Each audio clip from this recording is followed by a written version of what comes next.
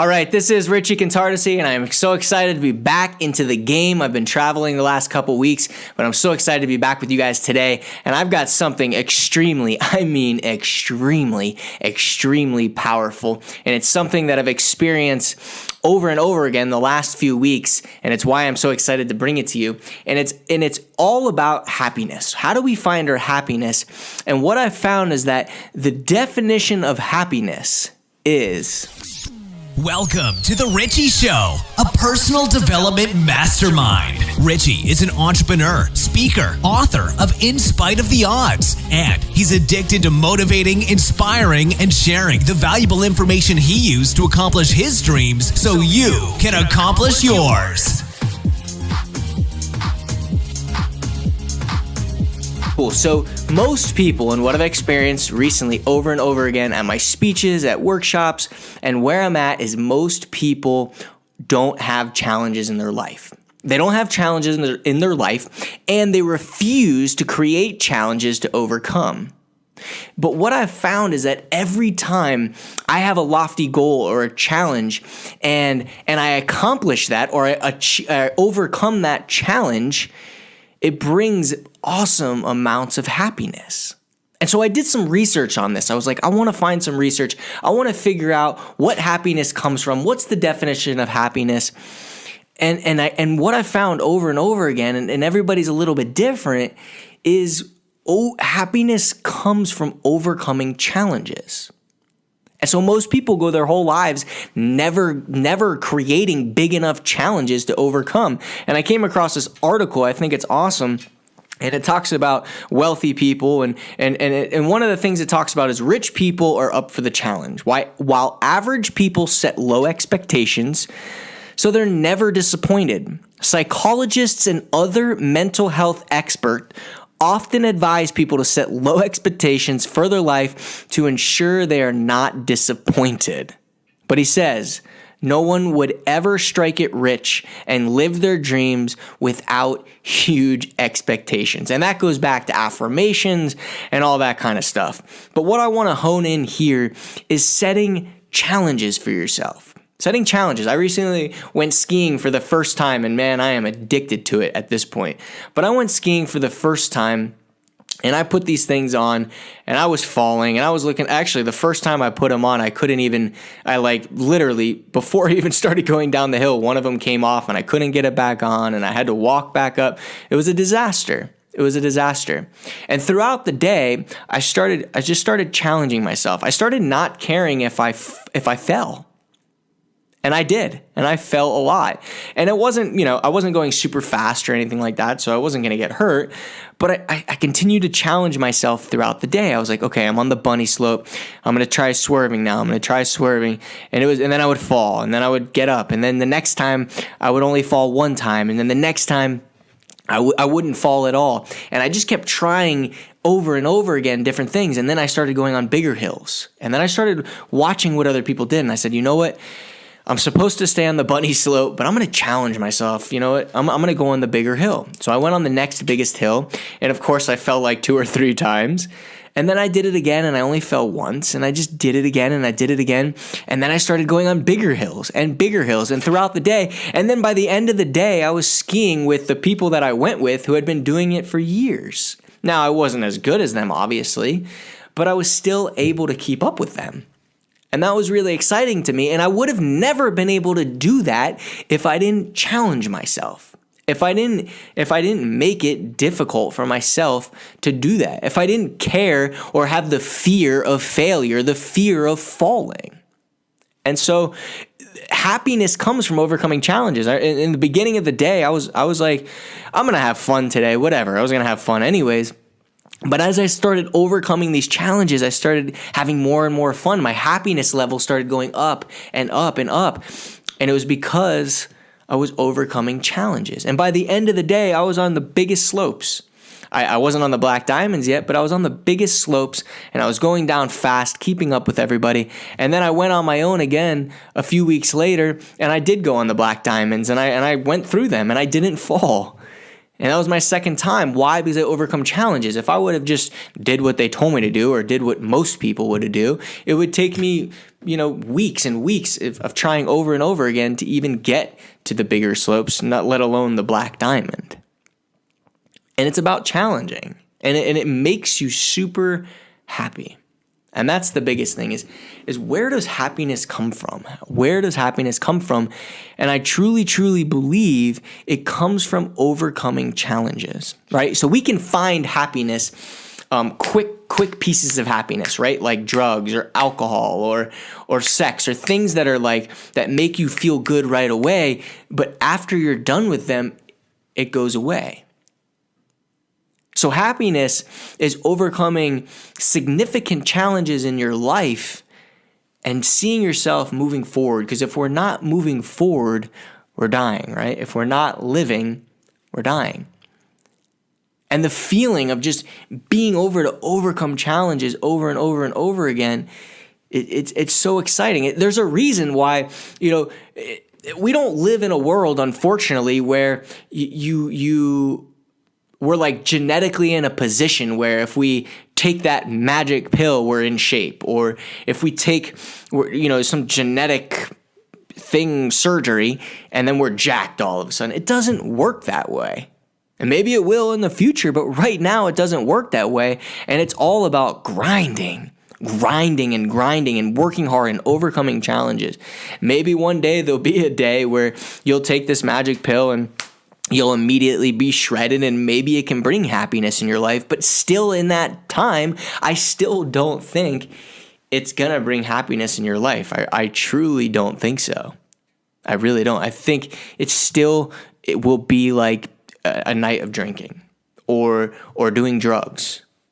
I really think that it'll still come down to that. And it's sad that we look at our psychologists and mental health experts telling people to set low expectations for themselves. And that's why we have a 1% and a 2%.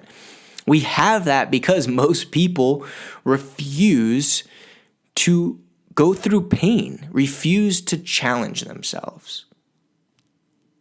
They refuse to challenge themselves, and there's no reward like overcoming a significant challenge. No fear. And we could talk about fear all day, but having no fear, if I would have never said to myself, you know what, I'm gonna go on this adventure and this challenge, and I'm gonna go and I'm gonna try to earn a full Division I football scholarship at Ole Miss, 5'7", 155 pounds. I'm gonna forget the fear. I'm gonna walk out into that practice field where I don't fit in, where I look stupid, but I'm gonna do it anyways because this is a massive challenge. And if I can overcome this challenge, the amount of happiness this can bring to me is crazy. And it has. It's changed my whole life, obviously. But there was a challenge there, and I had to do that. And I had a conversation recently with one of my best friends, and I'm glad we had this conversation because he's going through a time in his life where he's super, super stressed. He's super stressed, and I said to him, what's the worst thing that could happen?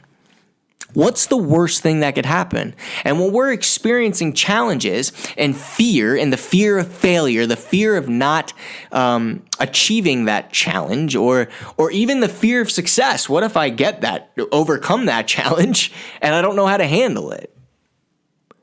What's the worst that can happen? And when I was going skiing, I guess, the worst that could happen is I could get hurt. But when I challenged myself, I did it in progressions. I didn't go, from the bunny hill, I think that's what they call it, the bunny mountain or whatever it is, and jump right into the black diamonds. I didn't do that. I did progressions, but I challenged myself in those progressions.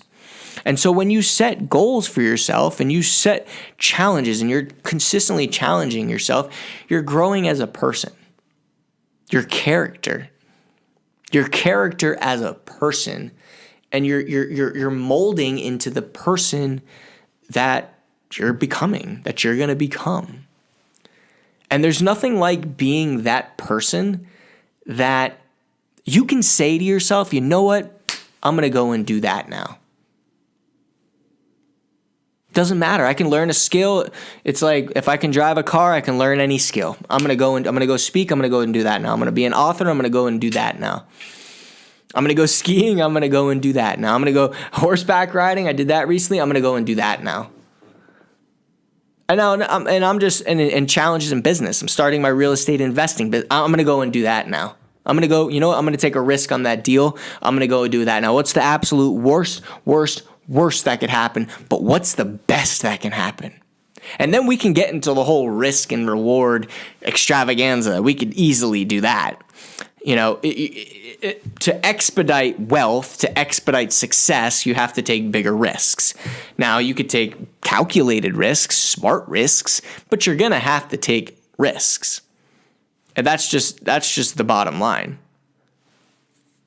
I love this next part.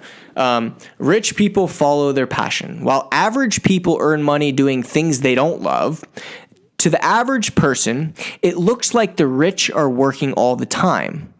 But one of the smartest strategies of the world class is doing what they love and finding a way to get paid for it. On the other hand, members of the middle class take jobs they don't enjoy because they need the money and they've been trained in school and conditioned by society to live in a linear thinking world that equates earning money with physical or mental effort. Trading time for money. That's the bottom line. Trading time for money and never having a significant challenge enough to create happiness.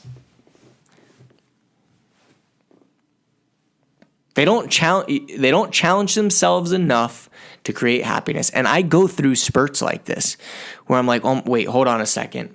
You know what? I'm not challenging myself right now. I don't know why, but right now I am not challenging myself like I should. And it's because it's easy to do, right? So we have to put checks and balances for ourselves in challenging. And so what I've done is I actually created an online course on goal setting to put checks and balances and really just rewards. So let's say you have a major goal or dream that you want to accomplish, and this is a challenge for you. This is your new challenge. When you write that challenge down, you set rewards for yourself along the way, right? So for skiing, for an example, because it's a great example. When I graduate from the bunny hill, I can't remember if that's the name of it or not, but when I graduate from the, from the bunny hill, you know, I've got to set a reward for myself before I move to the next hill. And when I complete that without falling, set a reward for myself. And that's the progression, right? We're not making massive jumps. So when we talk about the worst thing that can happen happens, we want to make sure that we make progressions and we reward ourselves along the way. We've got to reward ourselves along the way. I don't know what's going on with my voice right now, but it's getting out of control. Anyways,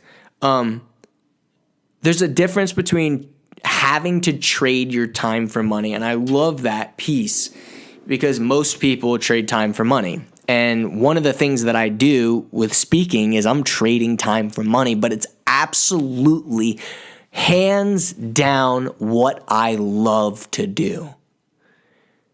When you're at that position where you're trading time for money, when you found something that you love so much and you can get someone to pay you to do it, and you're trading that time for money, but that's what you love, you've won. Because then I have other things going on that's making money as well where I don't have to be a part of it. That would be like my real estate investing deal, like my book. Other assets like my web design business, other assets that I own that are accruing revenue where I don't have to be a big part of it. So I'm not trading time for money. And that's a mindset shift that a lot of people have to have because it's so easy to say, oh, I'll just trade time for money. I'm going to go get a construction job. They pay me $20, $25, $30 an hour. And that's all you can earn.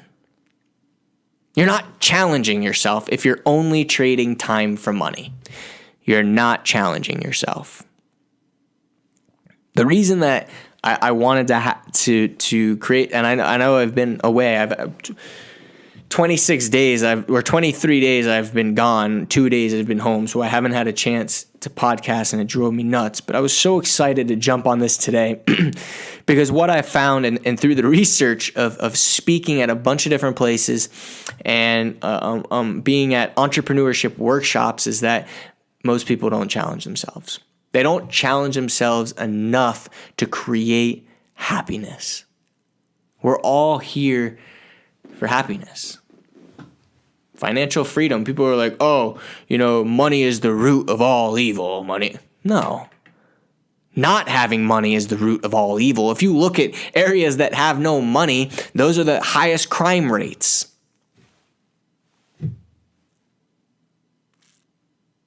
Those are people that won't challenge themselves. They won't work hard to get to where they need to be. And I'm not saying that money is everything. That's not what I'm saying at all. But when you have money, you can do things like give back to the world, give back to the country, create organizations, do things to help other people. When you're working and trading time for money, and you're always in this mindset of not abundance, not having everything, you're always behind, you're always trailing, you're not doing anything to change the world, unless that job that you have is you're a pastor or something like that, or you're doing something to change the world. But most people aren't. It gives you freedom. Freedom to do the things that you want to do. So, I think it's funny. It's interesting, and I think it's funny when people say that money is the root of all evil. No. That's just something that people that don't challenge themselves say. Yeah, I think family is everything. But if you have more money, it gives you freedom to spend more time with your family and not be stressed out. Right? Like, this isn't rocket science. So I'm going to challenge you guys. You guys that listen to this podcast on iTunes is where I've got the biggest subscriber base. And if you are not challenging yourself, if you're not striving every single day, you're dying. You're dying inside. Really. It's the bottom line. You want to create happiness? You want to find happiness in your life? People struggle with happiness. We all do.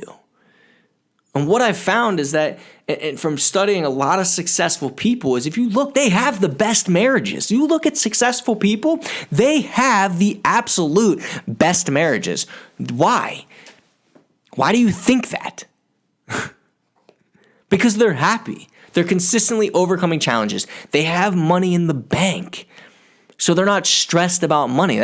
If you look at divorce rates, one of the main reasons is money, not having what they want, being stressed. Look at successful people. I'm telling you, the people that I've surrounded myself with recently are all people who have money in the bank. And I'm not saying we're going after the almighty dollar in everything that we do. No, you find what you love, the money will come.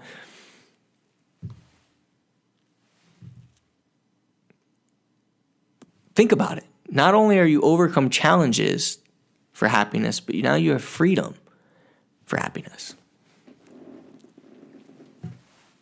So my challenge for you in this podcast is to find that challenge.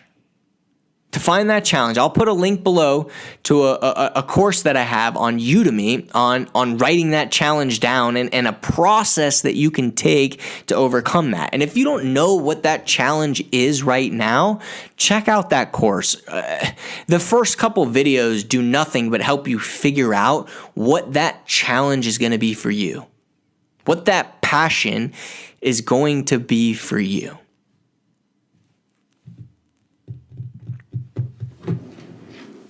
I mean, there's no excuse. Absolutely no excuse. And I appreciate you guys being here on this podcast, but I've got to make this a point today. I have to make this a point because I'm it drove me nuts over these last couple days, and I did a lot of research on it. And we all are looking for happiness. Find that challenge, create that challenge for yourself, write that down, create rewards for yourself along that challenge, and overcome that challenge, man. Talk about happiness, a pure high, a high that's gonna last you. Not drugs, not alcohol. No, I'm talking about a high that's gonna keep you going, that's gonna keep you excited, that's gonna keep your relationships fulfilled. And that's what it's all about. That's what it's all about, guys. So first of all, I want to appreciate for your time today. If you're on iTunes, please leave a review. Subscribe on iTunes, Stitcher, on YouTube. Please comment below on YouTube as well. I just got rolling with the YouTube channel. Looking to get that rolling. I'm looking to see how many more people I can influence. So if you feel like this podcast can help a friend or a family member, feel free to share it with them on YouTube or on iTunes. I don't know if you can do that, but if it's possible, go ahead and do that. Give me a thumbs up, guys. Thank you so much for being here today, and I will see you guys next week. You guys go out and have yourself a great day. Thank you.